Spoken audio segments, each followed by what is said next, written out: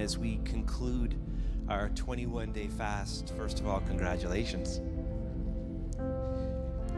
But I have a question, and the question is, what if for the remainder of 2022 we dreamt really big, but we purposed really small?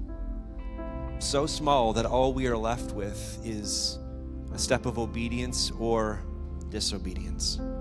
Let me explain. In Matthew chapter 16, we see Jesus and his disciples engage in a really big question. Jesus asks them, "Who do you say that I am?" Now that is a big question.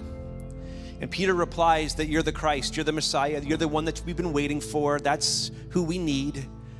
And Jesus then responds, on the revelation that I am the Christ, on this rock I will build my church, I will build my community of people that are not better than, but separate from, this ecclesia, this called out group of people.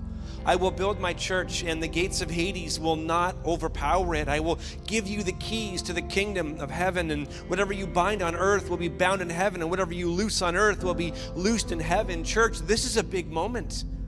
This is a significant moment where Jesus says, I am Messiah. This is keys to the kingdom of heaven. This is binding, this is loosing, seeing on earth as it could be in heaven. Again, this is an intense, big moment experience. But it's fascinating to see that big moments in God are often followed by really simple, I shouldn't say simple, but I would say very small, seemingly insignificant steps. If you take time and read Matthew, Mark, Luke, or John, you will find that Jesus saves somebody or heals someone or sets someone free, and all they want to do is give everything to follow Jesus. And he says, no, what I want you to go back and do is just tell this person about me, or go show yourself there. This simple step, Jesus brings the largeness of what they've experienced down to this moment of either obedience or disobedience. And following Jesus is not always the big raw. It is found in these obedient moments, these obedient steps. These single steps of purpose. Church, I understand that we are living through really big moments. We have been for a few years now. And we just sang, Lord, I'll make room for you. And I wonder if heaven hears the song of the church and attunes its ear or simply rolls its metaphoric eyes. Because it's not only in the songs that we sing, it's in how we engage these things and walk them out in obedience day in and day out. Because here's what Jesus says after this really big moment. He says this to his disciples. If anyone wants to follow after me, keys to the kingdom of heaven, binding and loosing, Messiah, big. Jesus says, no, this is what it's going to look like. Deny yourself, take up your cross, and follow me. If whoever wants to save his life, you're going to lose it. And whoever loses his life because of me, you're going to find something that cannot be taken. How will it benefit someone if he gains the whole world but loses his life? Or what will be given in exchange for his life? Deny yourself and take up your cross and follow me. You know, denying yourself stinks. I don't know if you've ever experienced it. It's not fun. Denying yourself is still entirely you. But in doing so, simultaneously, it's no longer just about you. Last week, Pastor Barry and I seeded the story that I want to just take a moment devotionally and share. And it's one of my favorite stories to illustrate the heart of, I think, what Jesus is trying to say to his church, at least today. Because today we find ourselves living in interesting times where we need to make room for him. Not just sing it, we need to do it. We need to trust that his way is better than our way. And we have to contend sometimes for unity in every conversation, every post, every comment. We are contending for unity. A crowd of thousands are following Jesus. That's a big, big thing. But there's a really big problem. And there's not enough food to feed the increasingly hungry crowd. And the disciples, they see the problem. They understand it. They understand the problem, but they get lost in the sheer scale of it. I don't think you're a breathing human being if you have not got lost in the immensity of the problems of our culture in the last few years. Because a symptom of being lost in the size of a problem is the solution always seems like division. The disciples' solution to the problem at hand is to send the crowd away. But Jesus has a different step in mind. And there's a little boy there who has a lunch, and his lunch has just insignificant amounts of food to make any type of difference. But it takes the generosity of a little boy denying himself as he gives Jesus his 5 loaves and his 2 fish lunch. And here's what I want you to know, that in God's hands, it's the obedience of your offering that is greater than the sum of your gift.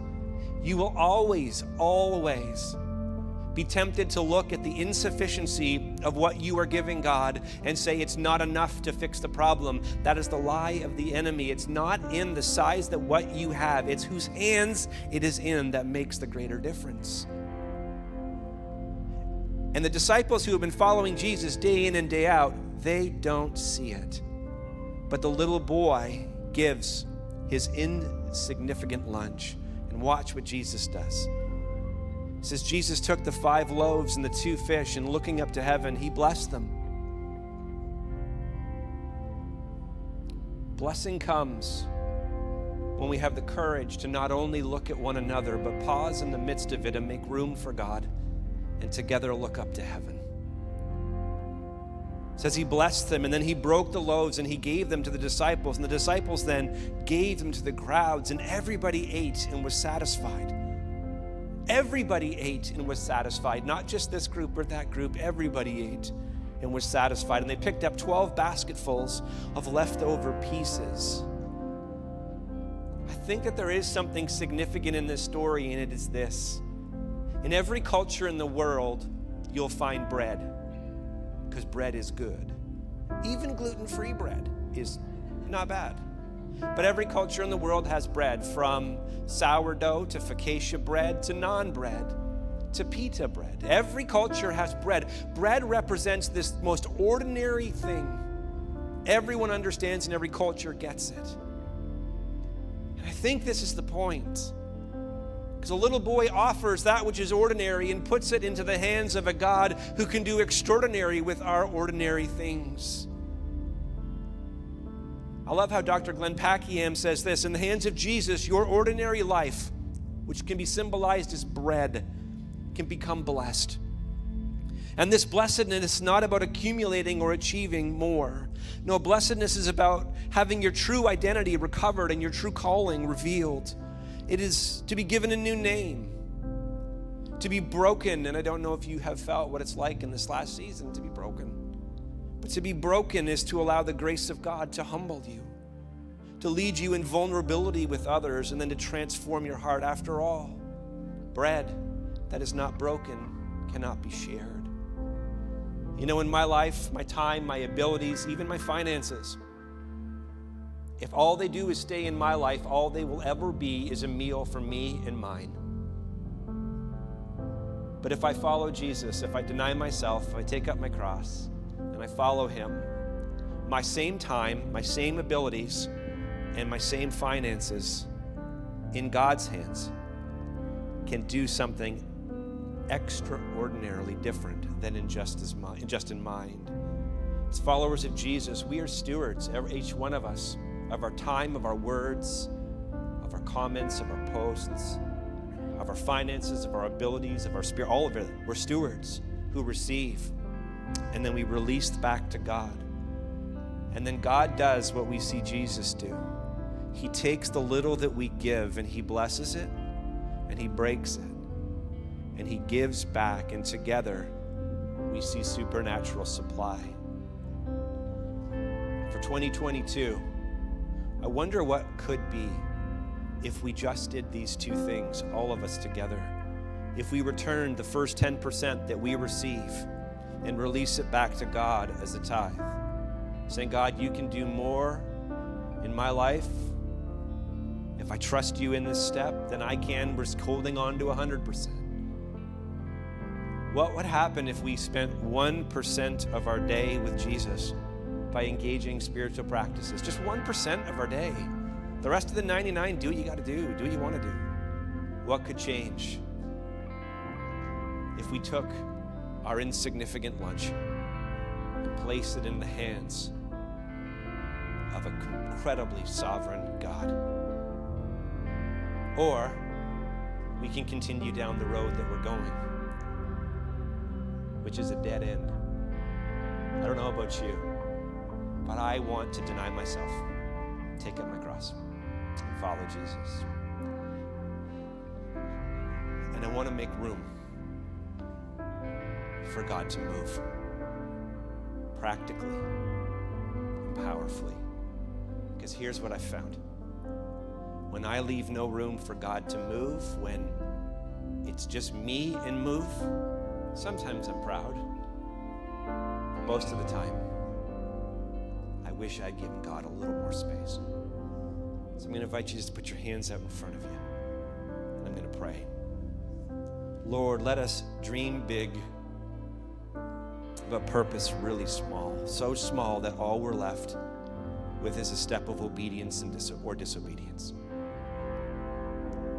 Lord, would you protect our relationships in this day, in this hour? When the issues perhaps in our life or just in life become too big. Help us to receive from you and then release back to you a portion of what you've given to us, trusting that our obedient step is greater in your hands than remaining in ours alone.